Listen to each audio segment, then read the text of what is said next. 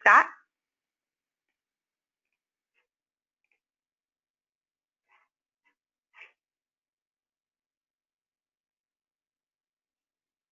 Okay, well, thank you very much, Michaela. I'm very excited today to talk about the line extension for both the ePIV and energy valve, which is the ANSI 250 rated assemblies that help us to go after some new target markets and expand our market share within this market segment. As we talked about earlier, or as Michaela talked about earlier, it is titled an Advanced Performance Solution for Higher Pressure Applications. So let's cover a little bit about the agenda of what we're going to cover today. First, we're going to talk a little about valve evolution to understand how we arrived at where we are with this solution today. Going to cover some of the basic components so you have an understanding of how they're comprised and what they're made of and how they interact with each other. We're going to talk about some basic specifications, and so you understand from a pressure and temperature standpoint of where these can be applicated within an HVA system, describe some features and benefits, and then conclude it out with some marketing materials. So let's talk a little bit about valve evolution. So in 1999, Belimo entered the control valve market with the characterized control valve.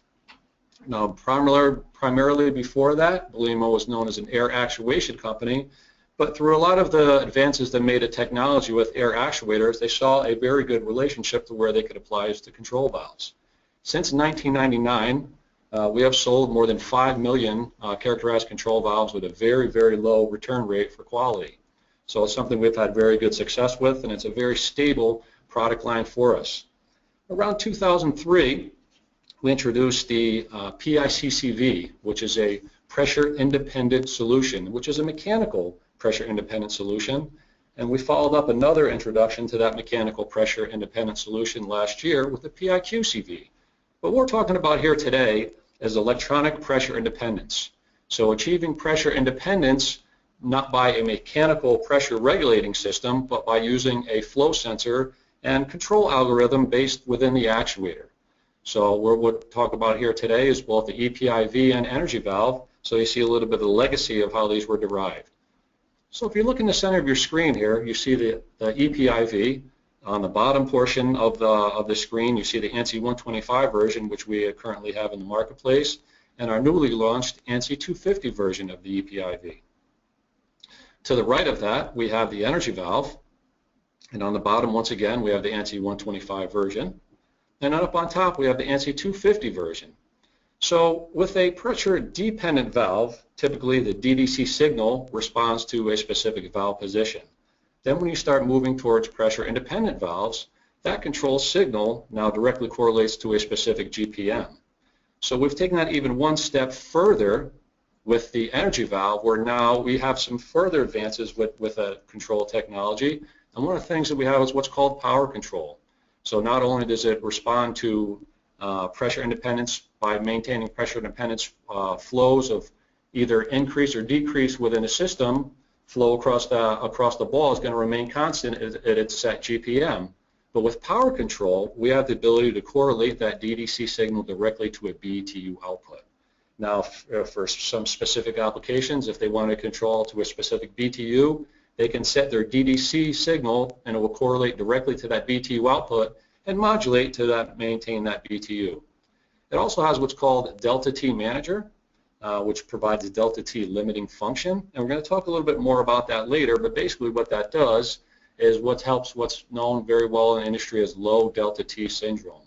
What it helps to do is maintain the coil design at a specific delta T set point, for example, of 10 degrees. So if the coil is set for 10 degrees, the energy valve would modulate flow through that valve to maintain that design 10-degree coil delta T. And as I said, we're going to talk a little bit more about that in the subsequent slides. We also have separate webinars available for power control and for delta T management. So if you'd like an even a finer in-depth detail understanding of those, we recommend you check those out as well.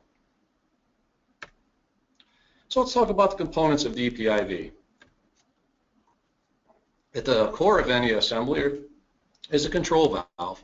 And this assembly right here uses a globe valve. combined with a linear actuator.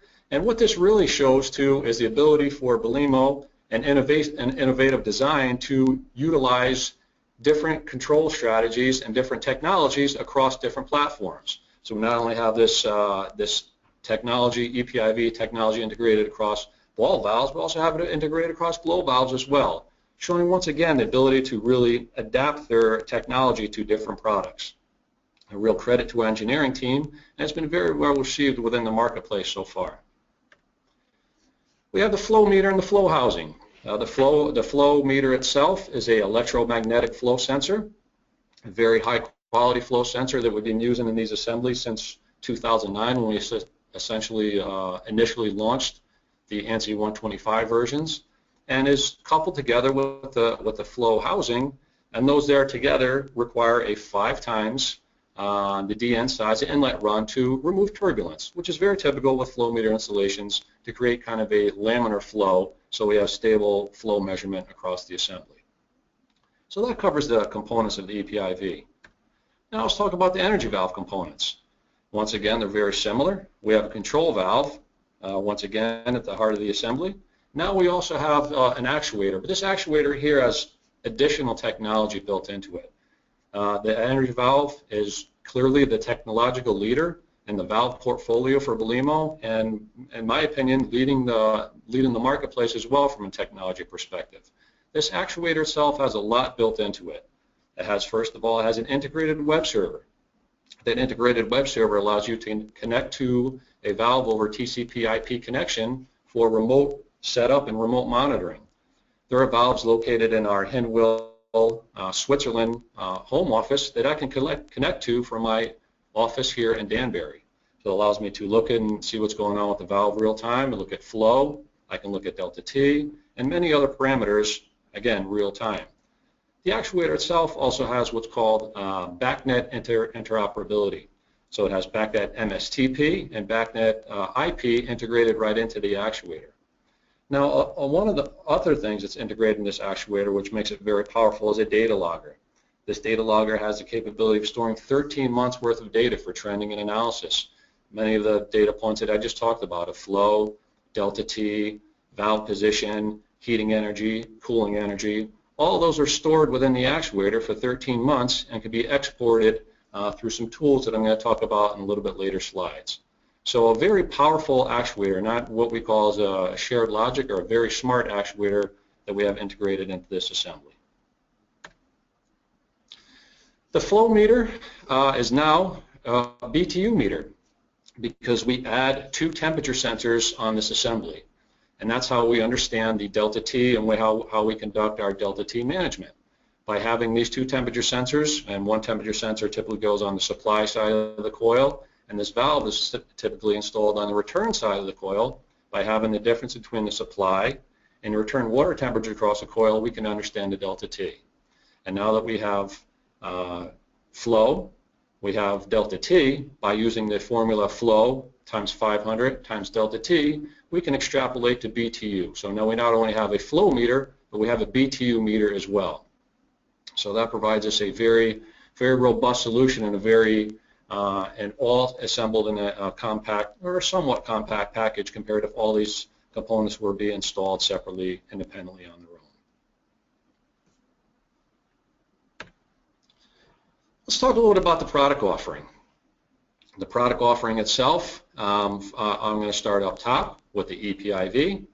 And ePIV is available in sizes from 2.5 inch through 6 inch, from flow rates from 38 GPM all the way to 713 GPM. So 2.5 inch would be the 38 to 127, and then a 6 inch, of course, would be 214 GPM all the way to 713 GPM.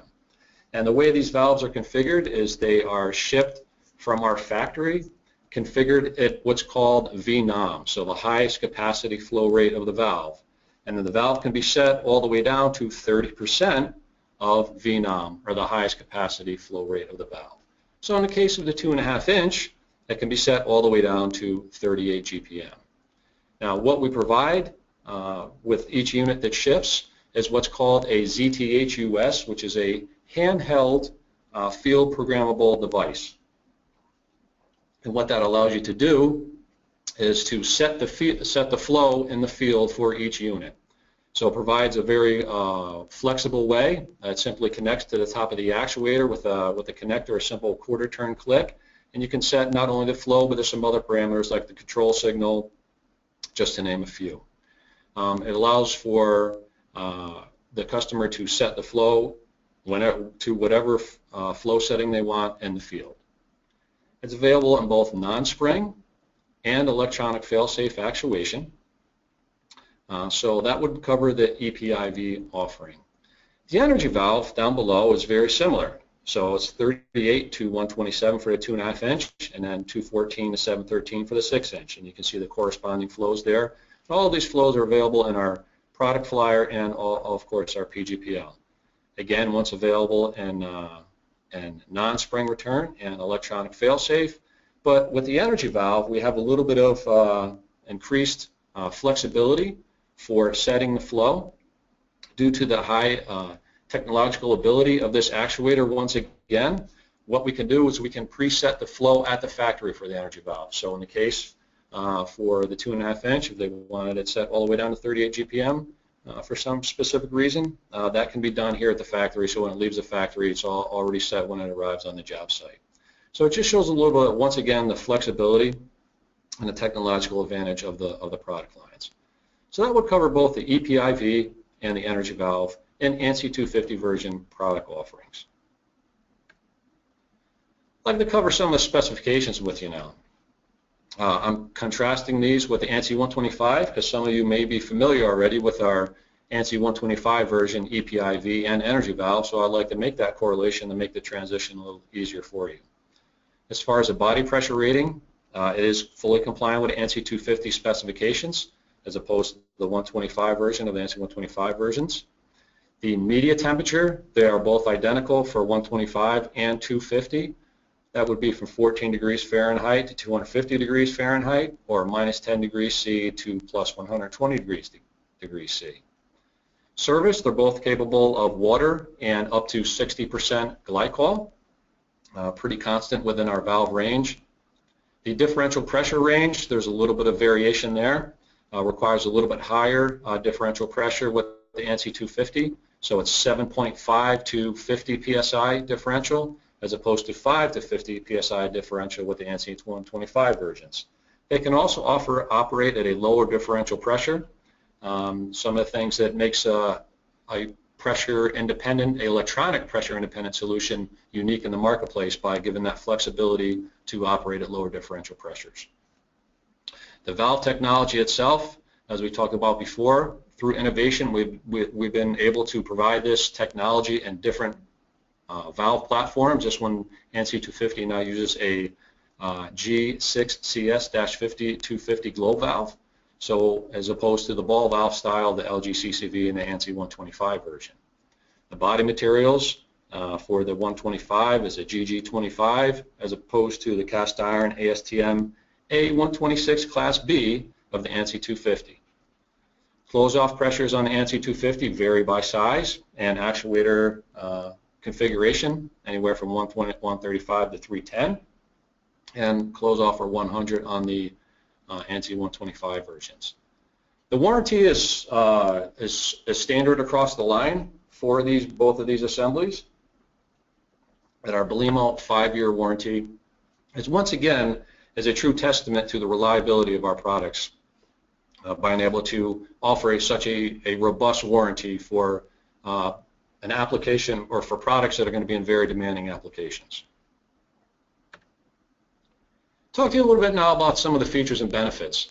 And these features and benefits here carry across to both the ePIV and the energy valve. So these here, what we're talking about here is the flow sensor. And one of the most attractive features of and actually benefits of the flow sensor is that it has no moving parts, similar to a pad or impeller type or wheel type flow sensor. That those impellers could be clogged with debris within the system and produce inaccurate flows or even to the worst degree stop operating. These here have no moving parts, so are much less sensitive to debris within the system. These sensors themselves are completely maintenance-free. They are calibrated before they leave the factory and do not require recalibration in the field. They also have a very strong accuracy rate of plus or minus 2% of the flow and repeatability of plus or minus 0.05%. So it's a very robust sensor. It is an electromagnetic sensor that I talked about before. So this here is going to be very well adapted for these particular applications. I'd like to talk a little bit now about some of the benefits across the entire energy valve line. And I say the benefits across the entire line because the energy valve, much like the ePIV, go all the way down to the half-inch sizes. So this once again shows the diversity and the technological capability of our engineering team to expand our products across different platforms and different valve styles. So the first thing we talk about here is measures energy. As we talked about before, we have temperature sensors on both the supply and the return of a coil. So now we have the ability to measure BTUs. Flow times 500 times delta T gets us to BTU measurement. So that BTU measurement can be used for various applications. It could be used for monitoring to understand how much consumption a particular air handler is using. Another thing that can be used as well is for diagnostics. Let's say a coil was cleaned and they want to ensure that they get an improvement in performance. They can run the energy valve prior to cleaning the coil or repairs made on the coil and run it after to see if the improvements and BTU increase and delta T increase that they were looking for are actually achieved. I'm going to talk a little bit more about in the next slide about how we can look at some of that data after it's been stored. Also has the ability to control power. As we talked about before, with that DDC signal correlating directly to a BTU output, now it gives us another way to control the space or the temperature in the space directly to a BTU.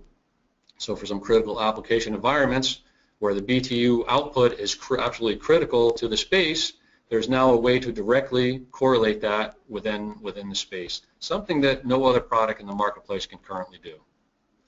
Another thing as well that we talked about earlier was Delta T Manager. What the Delta T Manager does is it looks at the difference between the supply and return water temperatures and compares that to the delta T set point, which is typically the design delta T. So an example we used prior was a 10-degree delta T. So what it would do, it was look and understand to where that delta T set point is in relation to where it wants to be controlled. And if that delta T set point drops below the desired delta T, the delta T manager would engage within the valve and it would modulate flow through the valve to achieve the appropriate delta T. Now flow and delta T are inversely proportional, so as flow goes down, delta T goes up. So in the case of delta T dropping, it would modulate flow through the valve down until the desired delta T is achieved, and then the delta T manager will be disengaged. So as I said before, there are separate webinars for both power control and delta T manager, and if you'd like to know more about those, I recommend signing up for one of those subsequent webinars or looking at one of the recorded versions that we have online. One of the other things as well, as I talked about, is this integrated web server. Now this is a very powerful feature. Can be connected to the valve over TCP/IP connection and look at what's going on real time within the valve. This is the image you see on the upper left portion of the screen. We can look at flow, so you can see the actual flow going through the valve at any specific time. The flow changes, decreases, or increases. We can look at what their supply and return water temperatures is, power, what the delta T manager activation is, or if it's not activated. We'll look at heating and cooling energy, just to name a few. So this gives a very powerful way to log into the valve and see real time and make changes real time of what's going on within the system. Now, as we talked about earlier, the energy valve actuator has a data logger built into it, and it stores up to 13 months of data points that I just talked about: a flow, power, valve position, supply and return water temperature, heating and cooling energy, just to name a few. And what we provide free of charge is a data analysis tool. So you could take that, export that data out of the actuator, which comes out in a comma-separated value file, import that into the data analysis tool. And the data analysis tool is simply just a macro to pull that, to align all the column headings and bring it right into the data analysis tool, So you can look at it all in a graphical representation. So you can see graphically what's going on within your system. So give you a little bit different look and a little bit different understanding of what we're talking about. Some of the things that we talked about earlier with maintaining a system. This is the perfect tool for that. That way you can actually see a coil trend based on before and after to see if the desired increase in BTUs was achieved. Another powerful thing that's integrated into the data analysis tool is it will help calculate a delta T set point suggestion.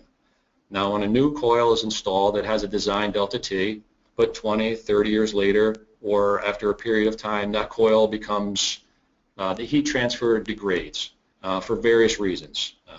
Dirty coils, damaged coils, various reasons. And that design delta T can no longer be achieved. So there's really no way of understanding what that new design delta T could be. That's where the energy valve comes in so handy. You can put the energy valve in a system, run it for a while, get a load profile on that coil, extract the data set, and run it through the data analysis tool. And the data analysis tool will actually calculate a delta T set point suggestion for you to run your system at. So a very powerful tool, and all of these, including an integrated web server, are provided free of charge. There's no additional software to download for this web server. It's all integrated right into the actuator. As we talked about earlier, it's also completely integrated with BACnet MSTP, and BACnet IP. So a very powerful actuator.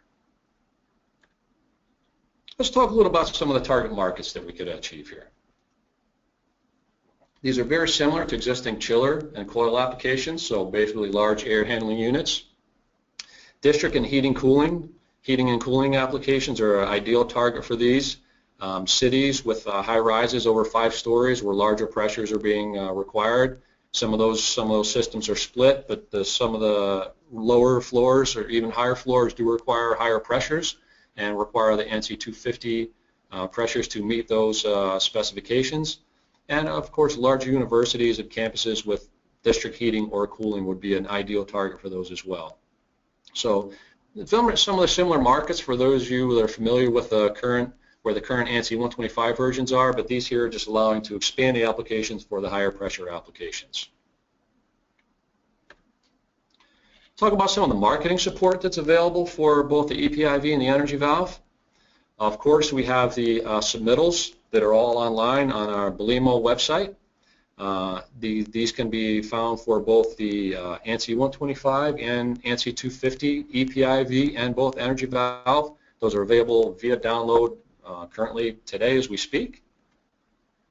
The technical documentation for the ePIV has been fully updated as well, and it's included the ANSI 250 specification in there as well. So now it covers the entire line, all the way from 1/2 inch to 6 inch, covering both ANSI 125 and ANSI 250. So if you're looking for one comprehensive documentation of all the technical documentation based on the product line, this would be it as well. The 2016 PGPL has been updated with the ANSI 250 versions. If you are currently a Belimo customer, your PGPL should be arriving at your doorstep very shortly if it hasn't arrived already, and it's also available on our website as well if you want to look at it today. EnergyValve.com, there's a site that is dedicated directly to the energy valve. All the information related to energy valve that I was talking about before is also available on the site, along with other presentations and some of the other webinars that I was talking about earlier as well. As well as the ePIV technical documentation, there's also a energy valve technical documentation, which again is one single document that houses all of the technically related documents to the energy valve itself. So kind of a one-stop shop where all the information is. And as well, there is a ePIV flyer and energy valve flyers as well. So both of those are attached to the presentation as well and available for your download. As I said, all this information is available on your website. And if you're looking for additional information, I would suggest that you contact your local Belimo sales representative or send us an email here at Belimo at marketing.support. And we could get you in contact with a specific DSM or regional sales manager in your area to give you more information. All right. Thank you so much, Scott. For any of you who are interested in downloading those product flyers, there is a section in your on your GoToWebinar screen that says handouts, and you will find the ePIV and energy valve brochures there where you can download. Without in just a couple of moments, we're going to have our question and answer session. While you are typing those questions, just want to give you a friendly reminder that this webinar was recorded, so that if you should join us, maybe you joined us halfway through or you had to step away or take a call, it is being recorded and will be emailed out to you within the next day or so, so that you can review the presentation in its entirety. All right, so a couple of questions. And if you do have questions, you can use the question box, send the question through, and then I will read the question aloud, and Scott will answer it as best as possible. So Scott, are you ready? Oh, I am ready, Michaela. Awesome. So your first question is, can you change the BTU calculation to adjust for changes in specific heat and gravity when brines are used? The units can be changed for BTU, so it can be changed to tons or kilowatt hours and so forth. But the energy valve itself is probably not the best application for brine. So what I would suggest there is contact either DSM or contact me directly, and we can kind of work through that application to get you the best information and the best result of what you're looking to do within your application. Okay, next question. Are there requirements for straight run beyond the dimensions of the valve? The only requirement is 5 times the DN size on the inlet to the flow meter. That's the only requirement. There's no outlet. There's no requirement on the outlet of the valve, just only on the inlet side for the flow meter, and that's to reduce turbulence through the system. Okay. Next question. Did you say that the ZTH is supplied with the ANSI 250 energy valve? I'm sorry, could you repeat that question? You broke up there. Sure, no problem. Did you say that the ZTH is supplied with the ANSI 250 energy valve? No, that is only supplied with the ePIV. It is not needed with the energy valve because the flow can be pre-configured at the right from the factory for the energy valve. One nice note too about being supplied with ePIV is that gives you the capability to connect right to the actuator, and there's a magnetic back on the ZTH, so you can actually connect that right to the actuator, stick it to either the valve or piping within the system, and now you have a scale or a digital readout of what the actual flow meter is, what actual flow reading is. So not only do you have a way to set the flow, you have a digital readout of what the actual GPM is going through the valve. You can also do that as well with the energy valve, but we do not supply the ZTH with the energy valve. Okay. Couple more questions. What mediums will this be best for? Thinking of a food processing application. Again, process applications get to be a little tricky. Probably not something that we could comprehensively answer on this webinar. So once again, I would recommend contacting me or your local DSM directly for the best answer on that one. All right. What is the easiest way to remotely monitor the valve? It really depends on your system. I mean, if you have BACnet, that's probably the easiest way to do it. If you don't, you can run it through TCP/IP and run a standard Ethernet cable to it, and you'll be able to connect to it that way. Okay. And one final question, are all the sizes available for purchase now? Yes, all sizes are available. We've been shipping for a while now, and initial orders have been very positive, very pleased with the initial response we've seen from the marketplace so far. But yes, all are completely in stock and available to ship today. All right, last question, excuse me. Have these valves been used as a chilled water bridge valve? Not that I'm aware of. I'm not aware of them being used in that application, but that probably, once again, would be a good place to follow up with us directly. All right, well, Scott, thank you so much for your excellent presentation, and thank you, audience, for taking the time to join in on our webinar series. I do want to advise you that we have an upcoming webinar on Wednesday, March 2nd at 1 p.m. Eastern Standard Time, and that's going to be on basic actuator troubleshooting tips and tricks. And if you should come up with any last-minute questions or ideas, please feel free to email us at marketing@us.belimo.com. Thank you so much, everyone, and have a great day.